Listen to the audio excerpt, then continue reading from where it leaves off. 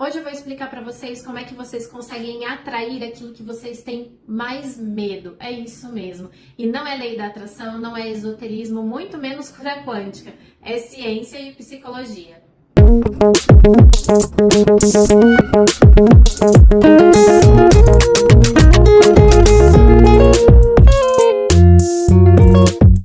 Olá pessoal, sejam todos muito bem-vindos a mais um episódio de Terapia na Ponta da Língua. Meu nome é Paula Ribeiro Sanches, psicóloga, neuropsicóloga, e hoje eu quero falar com vocês sobre um assunto extremamente interessante, a profecia autorrealizadora. Você conhece?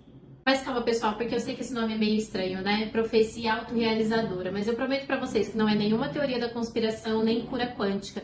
Isso é psicologia e é ciência. Mas antes eu quero pedir pra você deixar o seu like e se inscrever aqui no canal, caso você não seja inscrito ou inscrita aqui nesse canal. Assim o YouTube entende que esse conteúdo é relevante e ele vai levar esse conteúdo para mais e mais pessoas.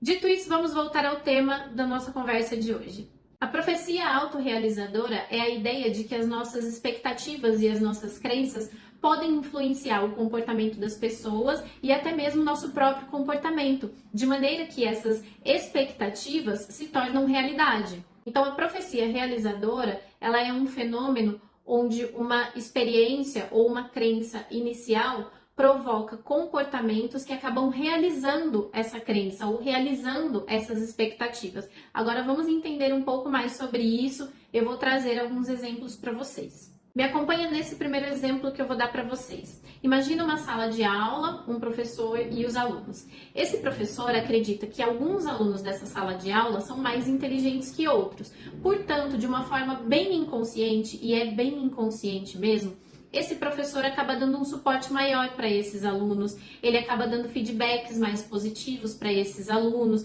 ele dá mais atenção para eles. Como consequência disso, esses alunos acabam se destacando mais do que os outros.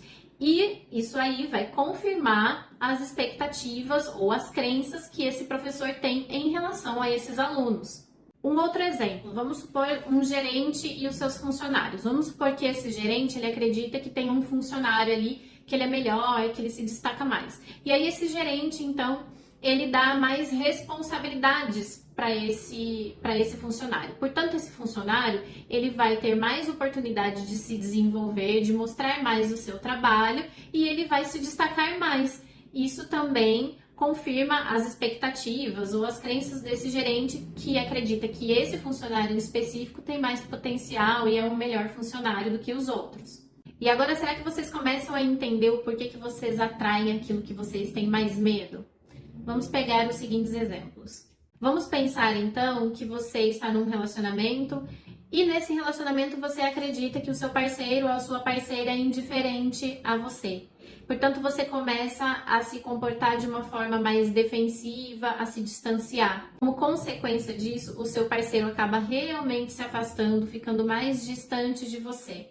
Então, por exemplo, se você nos seus relacionamentos é essa pessoa que tem muito medo da indiferença, da rejeição, do abandono, da falta de validação do seu parceiro ou da sua parceira, você pode começar a ter certos tipos de comportamentos defensivos, por exemplo, que vão afastar ou que podem afastar o seu parceiro ou a sua parceira, validando então, confirmando a sua crença de que você pode a qualquer momento ser abandonada ou ser rejeitada. Quer ver um outro exemplo disso? Vamos supor que você é aquela pessoa que você não se acha bom em nada, que você não consegue falar em público, que você não tem uma boa oratória, que você não sabe se expressar, então você acaba evitando certas situações que te colocam diante desse tipo de comportamento, de falar em público, de se expressar, de oferecer uma opinião. Então você não pratica isso. Logo, quando você precisar falar, se comunicar ou fazer uma apresentação de trabalho no colégio, na faculdade, enfim, qualquer lugar, você acaba fazendo uma apresentação de fato ruim, o que vai validar a sua crença inicial ou a sua expectativa de que você não é bom em nada ou de que você não é bom para se apresentar em público, para falar ou para oferecer uma opinião a respeito de algo. Então percebam que essas crenças ou essas expectativas que vocês têm em relação aos outros ou a si mesmo parte de um pensamento, né? As crenças, elas são pensamentos, percepções que nós temos a respeito de nós ou a respeito do outro, do mundo. E é interessante porque isso pode ser modificado. E eu falo muito disso lá na minha comunidade Transformando Vidas. Nós estamos trabalhando bastante como perceber essas crenças que às vezes são muito inconscientes e técnicas, estratégias para nós conseguirmos mudar essas crenças e esses pensamentos que muitas vezes acabam dificultando a nossa vida, tornando a nossa vida e as nossas relações muito disfuncionais. Então, lá na comunidade Transformando Vidas, nós falamos disso de uma forma muito mais detalhada. E essas percepções, essas crenças, essas expectativas que nós temos em relação a nós mesmos, em relação ao mundo, em relação aos outros, tem muito a ver com as experiências anteriores que nós vivemos. Se nós tivemos experiências traumáticas ou não, então, principalmente as experiências da infância. Então, as nossas crenças, elas começam a ser formadas a partir lá da nossa infância e depois de todas as outras experiências que nós vamos tendo. Só que assim, pegar um evento ou alguns eventos que aconteceram na nossa vida e transformar isso numa crença, numa percepção, numa verdade absoluta, é uma forma generalista de fazer isso. Acaba acontecendo o que nós chamamos de distorção cognitiva, distorção de uma realidade. Por isso que é fundamental olhar para isso de uma forma muito mais profunda, com um olhar muito mais atento e cuidadoso, para que você possa ter aí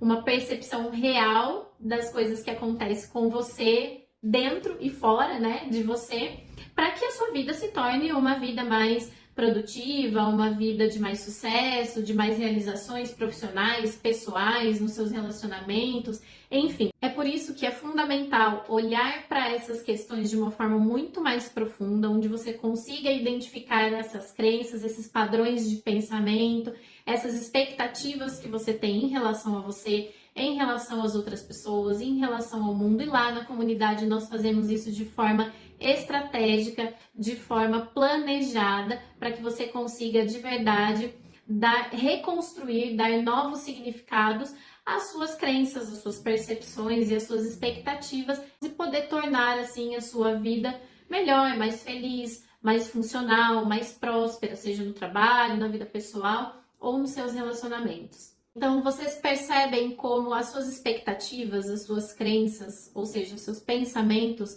podem moldar o ambiente ao seu redor? Podem moldar a sua forma de se comportar e a sua forma de se sentir em relação a si mesmo e em relação às outras pessoas. Eu vou deixar o link da comunidade aqui na descrição do vídeo, vocês acessem o link e comecem então a participar da comunidade e começar a transformar a vida de vocês. Nós nos vemos no próximo vídeo. Um abraço. Tchau, tchau.